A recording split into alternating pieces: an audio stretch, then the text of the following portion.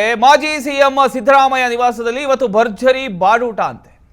ಪದತ್ಯಾಗದ ಬಳಿಕ ಮೊದಲ ಬಾರಿಗೆ ಮೈಸೂರಿಗೆ ಸಿದ್ದು ಆಗಮಿಸಿದ್ದಾರೆ. ಈ ಒಂದು ಖುಷಿಯಿಂದ ಅವರ ಮನೆಯಲ್ಲಿ ಭರ್ಜರಿಯಾಗಿ ಬಾಡೂಟವನ್ನ ಏರ್ಪಾಡು ಮಾಡಿದ್ದಾರೆ.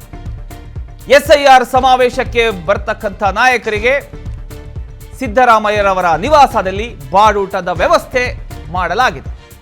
ಸಿದ್ದು ನಿವಾಸದ ಮುಂದೆ ಜರ್ಮನ್ ಟೆಂಟ್ ಹಾಕಿ ಬಾಡೂಟಕ್ಕೆ ಎಲ್ಲ ರೀತಿಯ ವ್ಯವಸ್ಥೆಯನ್ನು ಕೂಡ ಮಾಡಲಾಗಿದೆ.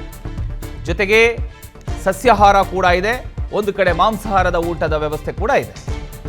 ಇವತ್ತು ಸಿದ್ದರಾಮಯ್ಯ ಅವರ ಮನೆ ಬಳಿ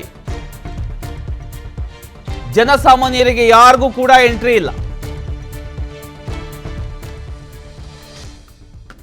ಜನಸಾಮಾನ್ಯರಿಗೆ ಯಾರಿಗೂ ಕೂಡ ಎಂಟ್ರಿ ಇರೋದಿಲ್ಲ. ಮುಖ್ಯಮಂತ್ರಿ ಸ್ಥಾನಕ್ಕೆ ರಾಜೀನಾಮೆ ನೀಡಿದ ಬಳಿಕ ಮಾಜಿ ಸಿಎಂ ಸಿದ್ದರಾಮಯ್ಯ ಇವತ್ತು ಮೊದಲ ಬಾರಿಗೆ ಮೈಸೂರಿಗೆ ಆಗಮಿಸಿರೋದ್ರಿಂದ ಅವರ ನಿವಾಸದಲ್ಲಿ ಭರ್ಜರಿ ಬಾಡೂಟದ ವ್ಯವಸ್ಥೆಯನ್ನ ಮಾಡಲಾಗಿದೆ. ಕಾಂಗ್ರೆಸ್ ನಾಯಕರ ಸಭೆ ಹಾಗೂ ಸಮಾವೇಶದ ಹಿನ್ನೆಲೆಯಲ್ಲಿ ಈ ಒಂದು ವಿಶೇಷ ಭೋಜನ ಕೂಟ ಆಯೋಜನೆ ಮಾಡಲಾಗಿದೆ. ಮೈಸೂರಿನ ಟಿಕೆ ಬಡಾವಣೆಯಲ್ಲಿರ್ತಕ್ಕಂಥ ಸಿದ್ದರಾಮಯ್ಯ ಅವರ ನಿವಾಸ. ಆ ನಿವಾಸದಲ್ಲಿ ಕಾಂಗ್ರೆಸ್ನ ಪ್ರಮುಖ ನಾಯಕರು ಹಾಗೂ ಎಸ್ಐಆರ್ ಸಮಾವೇಶದಲ್ಲಿ ಭಾಗವಹಿಸೋದಕ್ಕೆ ಆಗಮಿಸುತ್ತಿರತಕ್ಕಂಥ ನಾಯಕರಿಗಾಗಿ ವಿಶೇಷ ಬಾಡೂಟವನ್ನು ಏರ್ಪಾಡು ಮಾಡಲಾಗಿದೆ.